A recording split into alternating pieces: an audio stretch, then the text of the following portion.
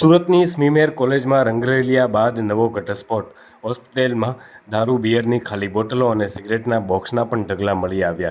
CCTV security હોવા છતાં વિદ્યાર્થીઓમાં કોઈપણ પ્રકારનો ડર નહીં. સુરત મહાનગરપાલિકા સંચાલિત સ્મીમેર મેડિકલ કોલેજની હોસ્ટેલમાં થાઈ ગર્લ સાથે રંગરેલિયાની ઘટના બાદ ફરી નશાની ચર્ચામાં ઘેરામાં આવી છે.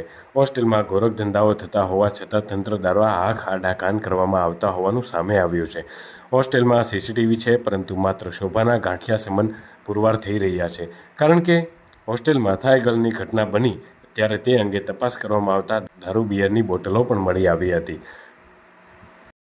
प्रशासन के सामने तो मामला ऐसे ही आया है कि कोई लड़की वहाँ पे बुलाई गई थी, लेकिन लड़की कौन थी या क्या थी वो पुलिस वाले ज़्यादा बेटर बता सकते हैं. वो कोई इन्फॉर्मेशन कॉलेज वालों के पास नहीं है. स्मीमर हॉस्पिटल में जो वार्डन और जिन्होंने ये सर को बताया, डीन सर को बताया, उनको बुला के एक मीटिंग होगा.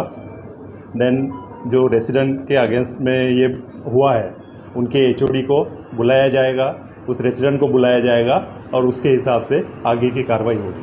जो सीसीटीवी है वो सीसीटीवी कॉलेज के पास ही है. जब एक कमेटी का मीटिंग होगा तो वो सीसीटीवी का फुटेज भी उसमें रखा जाएगा, वो भी देखा जाएगा. अभी तो प्राइमरीली जो मालूम पड़ रहा है वो ऑर्थोपेडिक्स के डॉक्टर होने का ये है.